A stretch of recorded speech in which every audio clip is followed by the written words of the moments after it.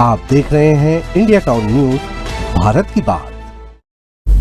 नमस्कार, मैं हूं आपके साथ संजना कुशवाहा। स्वागत है आपका हमारे खास बुलेटिन राजधानी सरकार धानी में, जहां हम आपको छत्तीसगढ़ की महत्वपूर्ण खबरों से रूबरू कराएंगे। तो चलिए बुलेटिन की शुरुआत करने से पहले एक नजर डालते हैं आज के हेडलाइंस पर। शहीद एएसपी का अंतिम संस्कार, बेटे ने दी मुखाग्नि, पत्नी ने रोते हुए किया सैल्यूट। नक्सल ऑपरेशन चीफ बोले, बलिदान बेकार नहीं जाएगा। छत्तीसगढ़ में नशीली दवाओं के खिलाफ प्रशासन सख्त, प्रदेश में नशीली दवाओं के खिलाफ चल रही मुहिम तेज, 25 मेडिकल स्टोरों की लाइसेंस निरस्त। छत्तीसगढ़ में शिक्षक भर्ती के लिए डोनाल्ड ट्रंप को लेटर, पथरिया केस से युवा ने दिया पीएम मोदी से दोस्ती का हवाला। खेल से नक्सलगढ़ की बनेगी नई पहचान, बता दें सचिन तेंदुलकर 50 गांव में बनाएंगे क्रिकेट ग्राउंड।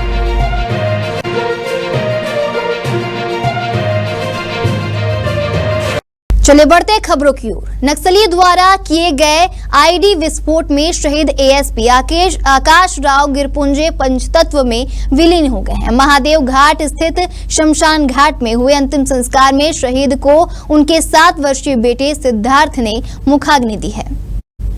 इस दौरान स्थल में भारत माता की जय और अक्कू भैया जिंदाबाद के नारों से गूंजता रहा। इसके पहले शहीद आकाश गिरपुंजे को माना स्थित चौथी वाहिनी में राजकीय सम्मान के साथ अंतिम सलामी दी गई। मुख्यमंत्री विष्णुदेव साय के साथ विधानसभा अध्यक्ष डॉक्टर रमन सिंह, उप मुख्यमंत्री विजय शर्मा और अरुण साव ने श्रद्धांजलि अर्पित करते हुए अंतिम यात्रा के लिए शहीद के पार्थिव शरीर को कंधा दिया। बहुचर्चित शराब घोटाला में गिरफ्तार विजय भाटिया की पुलिस रिमांड 12 जून तक बढ़ गई है। बता दें ईओडब्ल्यू पहले ही 9 दिन का पुलिस रिमांड लेकर पूछताछ कर चुकी है। रिमांड अवधि खत्म होने के बाद विजय भाटिया को एसीबी और ईओडब्ल्यू की विशेष कोर्ट में पेश किया गया था, जहां से एक बार फिर रिमांड अवधि बढ़ा दी गई है। बता दें 1 जून को छत्तीसगढ़ के शराब घोटाला मामले में पूर्व मुख्यमंत्री भूपेश बघेल की करीबी माने जाने वाले विजय भाटिया को दिल्ली से गिरफ्तार करके के साथ उसके भिलाई के नेहरू नगर स्थित ठिकानों पर छापा मारा गया था। विजय भाटिया के साथ उनके मैनेजर संतोष राम टेके के घर भी छापेमारी की गई थी। शहीद परिवारों ने अपनी मांगों को लेकर आज गृह मंत्री के बंगले के सामने धरने पर बैठे रहे। इस आंदोलन पर गृह मंत्री विजय शर्मा ने कहा, शहीद परिवार की पूरी चिंता करना सरकार का धर्म है। किसी तरह की मांगे अधूरी ना हो, इस दिशा में काम किया जा रहा है। कई विषयों को लेकर चर्चा हुई है। शहीद परिवारों के लिए वीर बलिदानी स्मारिका बनाया जाएगा। डिप्टी सीएम शर्मा ने यह भी कहा कि हर महीने के दूसरे बुधवार को आईजी स्तर पर सुनवाई होती है। शहीद परिवार के सदस्यों को अनुकंपा नियुक्तियां भी दी जा चुकी हैं। शहीद परिवार की पूरी चिंता करना सरकार का धर्म है। एक मुफ्त मुआवजे का भी प्रावधान है। शिक्षा के क्षेत्र में शहीद परिवारों के बच्चों के लिए आरक्षण की मांग शामिल है। कल पीएचक्यू में बैठक कर शहीद परिवार से चर्चा करेंगे। जो जायज मांगे होगी उसे पूरा भी किया जाएगा। प्रदेश में नशीली दवाइयों के अवैध व्यापार पर अंकुश लगाने के उद्देश्य से राज्य भर में औषधि निरीक्षकों द्वारा पुलिस विभाग के सहयोग से संदेहास्पद मेडिकल संस्थानों में संयुक्त छापामार कार्रवाई की जा रही है। बता दें खाद्य एवं औषधि प्रशासन छत्तीसगढ़ द्वारा विगत 2 माह में कुल 2920 मेडिकल स्टोरों का नियमित निरीक्षण किया गया है। इसके अतिरिक्त नेशनल नारकोटिक्स कोऑर्डिनेशन की राज्य स्तरीय बैठक में दिए गए निर्देशों के अनुपालन में 3610 मेडिकल संस्थानों के सीसीटीवी फुटेज का परीक्षण भी किया गया। वहीं निरीक्षण के दौरान नारकोटिक दवाओं की बिक्री में अनियमितता पाए जाने पर 25 मेडिकल स्टोरों की अनुज्ञप्ति को निलंबित अथवा निरस्त किया गया है। छत्तीसगढ़ में शिक्षक भर्ती की मांग अब अंतरराष्ट्रीय स्तर पर पहुंच गया है। बता दें मुंगेली जिले के चंद्रखुरी निवासी सूरज मानिकपुरी ने राज्य में 57,000 शिक्षकों की भर्ती को लेकर अमेरिका के राष्ट्रपति डोनाल्ड ट्रंप को पत्र लिखा है और इस मुद्दे पर प्रधानमंत्री नरेंद्र मोदी का ध्यान आकर्षित कराने का अनुरोध भी किया है।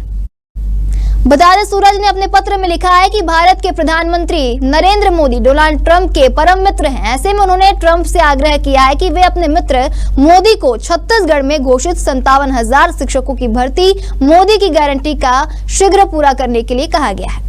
वक्त हो चुका है एक छोटे से ब्रेक का। जुड़े रहिए इंडिया टाउन न्यूज के साथ। अब खबर आपकी उंगलियों पर। हर खबर पर हमारा नजरिया। इंडिया टाउन न्यूज, भारत की बात। ब्रेक के बाद स्वागत है आपका इंडिया टाउन न्यूज में। चलिए बढ़ते हैं खबरों की ओर। बिलासपुर हाईकोर्ट को बम से उड़ाने की धमकी मिलने के बाद पुलिस और सुरक्षा एजेंसियां सतर्क हो गई हैं। बता दें, हाईकोर्ट के आधिकारिक वेबसाइट पर मंगलवार को धमकी भरा ईमेल भेजा गया। इसमें कोर्ट परिसर को उड़ाने की बात कही गई है। पुलिस ने केस दर्ज कर जांच शुरू कर दी है। वहीं हाईकोर्ट परिसर को खाली कराकर जांच कराई गई, लेकिन इस दौरान कहीं कुछ नहीं मिला। जानकारी के मुताबिक हाईकोर्ट में समर वेकेशन के बाद सोमवार से कामकाज शुरू हुआ। इस दौरान कोर्ट परिसर में जजों के साथ ही वकील और पक्षकार भी मौजूद थे। इसी दौरान छत्तीसगढ़ हाईकोर्ट के वेबसाइट पर एक ईमेल आया जिसमें हड़कंप मच गया। दरअसल इस ईमेल में हाईकोर्ट में बम लगाने और परिसर को उड़ाने की धमकी दी गई। ईमेल देखकर हाईकोर्ट के प्रोटोकॉल अफसर ने तत्काल इसकी जानकारी पुलिस अफसरों को दी। पुलिस भी अलर्ट मोड पर आ गई। वहीं स्निफर डॉग्स और बम डिटेक्शन उपकरणों के साथ सुरक्षा कर्मियों ने पूरे परिसर की गहन जांच की। भारत के महान क्रिकेटर सचिन तेंदुलकर अब खेल के जरिए सामाजिक बदलाव की बुनियाद रख रहे हैं। बता दें, छत्तीसगढ़ का दंतेवाड़ा जिला लंबे समय से नक्सल प्रभावित क्षेत्र माना जाता रहा है। अब खेल के क्षेत्र में नई पहचान बनाने जा रहा है। मानदेशी फाउंडेशन के सहयोग से सचिन तेंदुलकर यहां 50 खेल मैदानों का निर्माण करवा रहे हैं। यह पहल न सिर्फ युवाओं के शारीरिक और मानसिक विकास में मदद करेगी, बल्कि उन्हें मुख्य धारा से जोड़ने का माध्यम भी बनेगी। दंतेवाड़ा का नाम सुनते ही जहन में एक तस्वीर उभरती है, घने जंगल, आदिवासी जीवन और नक्सली गतिविधियों की छाया। लेकिन अब इस तस्वीर में बदलाव होने जा रहा है। क्रिकेट के भगवान कहे जाने वाले सचिन तेंदुलकर की प्रेरणा और मानदेशी फाउंडेशन की साझेदारी से बस्तर के गांवों में 50 खेल मैदानों का निर्माण हो रहा है, जो वहां के बच्चों और युवाओं के लिए एक नई दिशा तय करेंगे। राजिम की खबर है, जहां राजिम विधायक रोहित साहू के जन्मदिन पर एक अनोखा आयोजन देखने को मिला, जहां पर्यावरण समाज सेवा का संगम हुआ। इस अवसर पर 50,000 पौधों का वृक्षारोपण किया गया। साथ ही टॉपर छात्र छात्राओं का सम्मान और दिव्यांगों को ट्राईसाइकिल का वितरण भी किया गया है। विधायक रोहित साहू के जन्मदिन के अवसर पर विधानसभा क्षेत्र के कार्यकर्ताओं और स्थानीय नागरिकों ने गांव-गांव जाकर वृक्षारोपण किया। यह पर्यावरण संरक्षण की दिशा में एक महत्वपूर्ण कदम बताया जा रहा है। कार्यक्रम के दौरान शिक्षा के क्षेत्र में उत्कृष्ट प्रदर्शन करने वाले प्रतिभावान छात्र छात्राओं का सम्मान भी किया गया। साथ ही दिव्यांग जनों को ट्राईसाइकिल वितरित कर उन्हें सशक्त और आत्मनिर्भर बनने की दिशा में मदद की गई। जन्मदिन तो हर साल आते ही है, लेकिन आज हमारे राजिम विधानसभा और पूरे गरियाबंद जिला में एक नए पहल करने का प्रयास किए हैं। हमारे देश के प्रधानमंत्री नरेंद्र मोदी जी की एक पेड़ मां के नाम जो संदेश है, उस संदेश को पूरा करने के लिए पूरे प्रत्येक गांव में, हमारे विधानसभा के हर गांव में 20 पौधा भेजवाया हूं, 20 से 25 पौधा। और वहां के हमारे कार्यकर्ताओं को निवेदन किया हूं, अपील किया हूं, हमारे बूथ अध्यक्ष है, वहां के स्थानीय कार्यकर्ता है, हमारे जनप्रतिनिधि सबको, कि आज मेरे जन्मदिन के अवसर में हर गांव में कम से कम 20 पौधा 15 पौधा जरूर लगे। और हर गांव में पौधा लगा रहे हैं, वृक्षारोपण कर रहे हैं। इसके लिए मैं सभी हमारे कार्यकर्ताओं को धन्यवाद दूंगा। साथ ही साथ हमारे क्षेत्र में बहुत सारे अभी काम स्वीकृत किया हूं, लगभग 20 करोड़ से ज्यादा है। तो काम का स्वीकृति हुआ है, लेकिन मैं भूमि पूजन नहीं कर पाया हूं। तो मेरे मन में एक बात है कि हमारे कार्यकर्ताओं के माध्यम से ही हमारी सरकार बनती है, हमारे कार्यकर्ताओं के माध्यम से हम विधायक बनते हैं। तो क्यों ना ये अवसर हमारे कार्यकर्ताओं को मिलना चाहिए। तो हर गांव के प्रत्येक बूथ अध्यक्ष हमारे कार्यकर्ताओं को गांव में, हर गांव में जहां जहां जो स्वीकृत काम हुए उनका भूमि पूजन भी आज करवाए। हमारे गांव के बूथ अध्यक्ष है, गांव के सरपंच है, जनपद है, जिला है, हमारे गांव के वरिष्ठ कार्यकर्ता है, भाजपा के हमारे महिला मोर्चा की कार्यकर्ता है, युवा मोर्चा की कार्यकर्ता है, उससे हम गांव में भूमि पूजन कराए। धमतरी की खबर है, जहां धमतरी कलेक्टर ने जिला अस्पताल का औचक निरीक्षण किया और निर्माणाधीन ट्रॉमा सेंटर का जायजा भी लिया। इस दौरान जिला कलेक्टर ने मरीजों से बातचीत की और मौसमी बीमारियों की रोकथाम के लिए जरूरी कदम उठाने के निर्देश दिए। वहीं कलेक्टर ने उम्मीद जताई कि सभी निर्माण कार्य अक्टूबर तक पूरे हो जाएंगे और जिला अस्पताल में 100 अतिरिक्त बिस्तर बढ़ाने की संभावना भी जताई। ट्रॉमा सेंटर के शुरू होने से धमतरी और आसपास के जिलों के लोगों को बड़ी राहत मिलेगी।